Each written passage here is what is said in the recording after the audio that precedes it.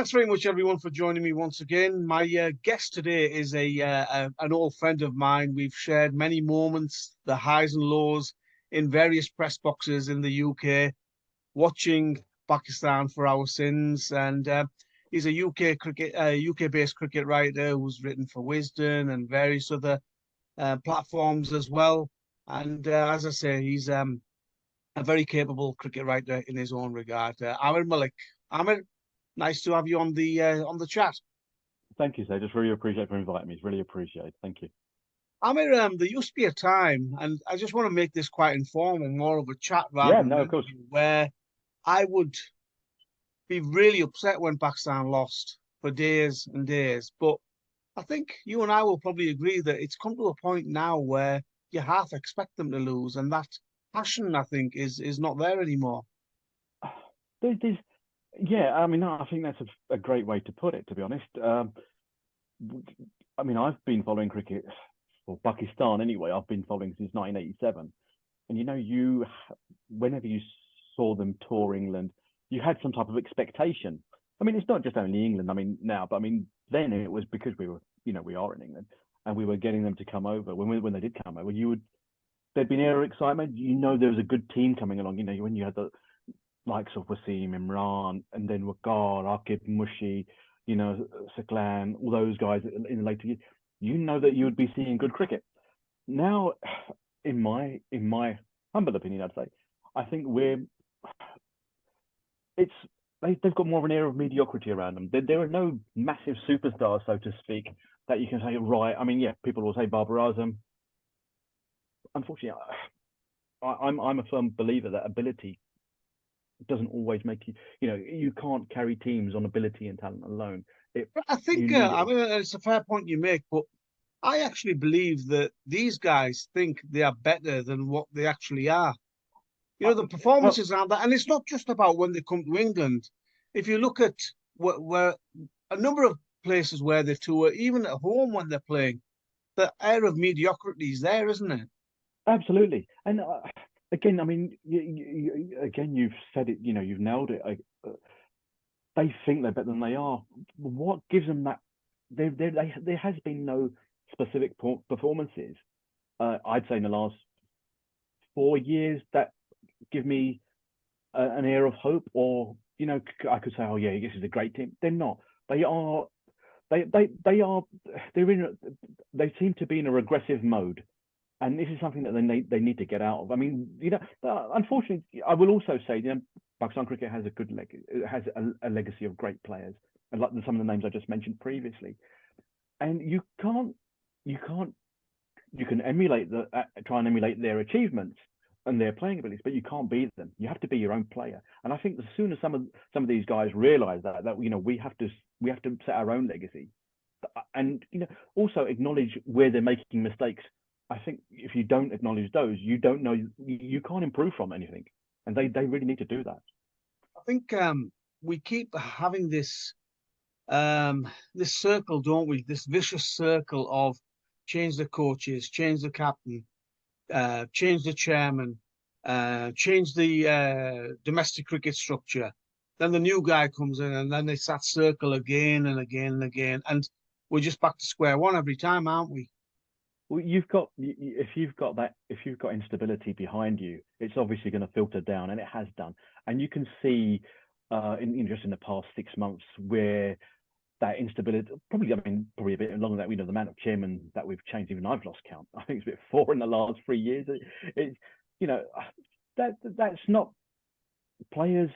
And from my uh, chats with players and people in the game, and I'm sure you've had these as well. A lot of these guys worry about their own position, and I think they end up playing more for themselves because of insecurity of what's going on behind, and they're getting that feeling as well. These guys can change in the background. Maybe they can change us as well, and replace us. In a way, if I, I think if you're not performing, then yeah, you've got every right to be replaced. But some of these guys who even I spoke to someone last year, I won't mention his name, and he's a solid player, and one of the last people I'd probably think of dropping. But he was worried about, he said to me, "Aamer, when we play there, we worry about our positions. If we rest up, if we're injured, we're afraid to tell them sometimes because we might get replaced. If you have that type of insecurity and that type of instability behind you, Saj, it's going to filter down. Thing that I would counter that with is that if you're performing, you're not going to get dropped. And unfortunately, Pakistani players, very few of them are actually performing on a regular basis. That consistency in performance just isn't there anymore, is it? And even the ones who are performing, you mentioned before about them just looking after themselves, aren't they? Yeah, it feels that way. And like you said, I mean, if you just look at this World Cup, I can't think of one consistent performer. There wasn't anybody. But why is that? I think the reason we need to find out, or the questions that we should be asking is why are they? Why all of a sudden the sudden slump? I mean, I don't think it's a sudden slump. Maybe but I can rephrase it. It's been a decline in the past couple of years. But why has there been a decline? What have been the factors that have played into this? Yeah, I think there's a lot of things going on behind the scenes, and as I said before, it's this circle of sort of disappointment, isn't it? One disappointment after the other. They bring players in, they hype them up. Those guys don't perform. I mean, look at Sam Ayub, for example. He was hyped up to anything, few good PSL performances. They brought him in, and now he's struggled in international cricket. And that keeps happening. We bring these players in, and they end up nowhere really. Most of them. One of the things that worries me, Saj, is these guys are performing maybe in franchise cricket or in domestic cricket.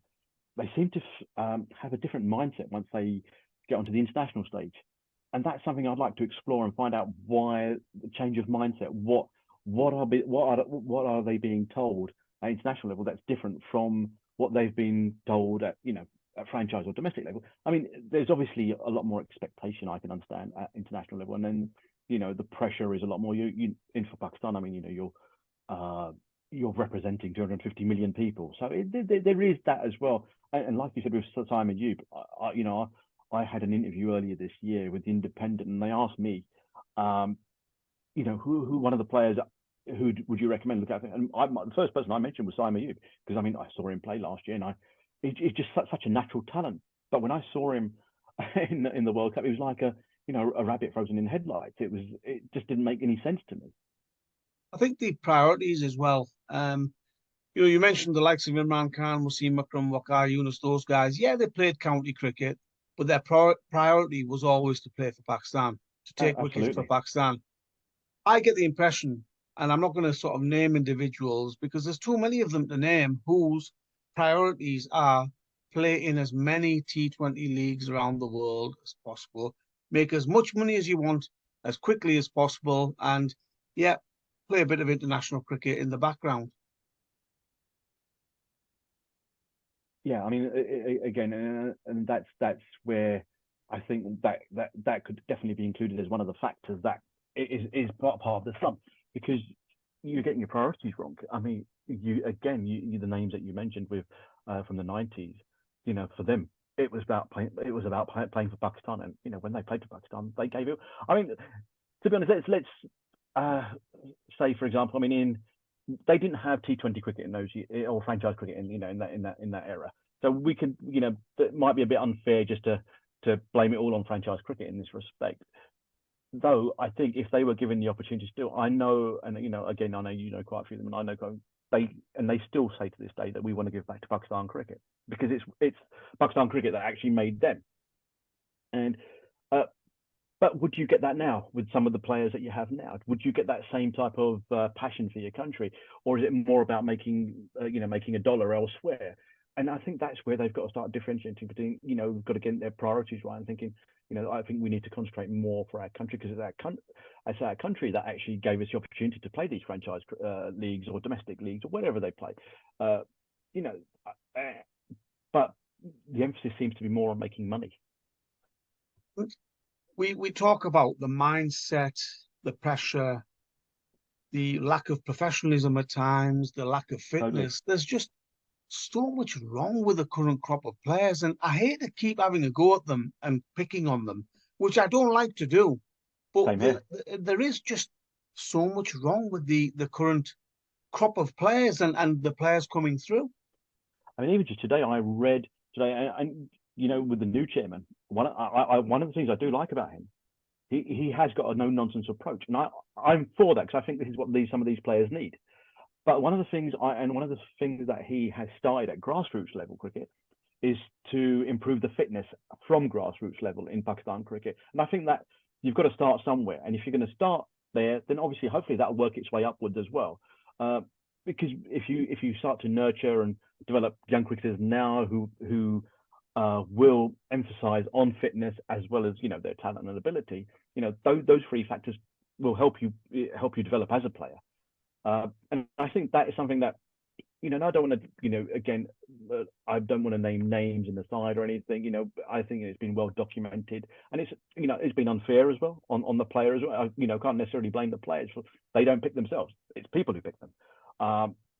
But you still have a responsibility at that level to be, to be fit. You have to be fit. I mean, it's a professional sport. You're again, you're in front of so many cameras and people are obviously going to make comments, but that's down to you. If you've been given the opportunity, then it's up to you to improve upon yourself in fitness as well.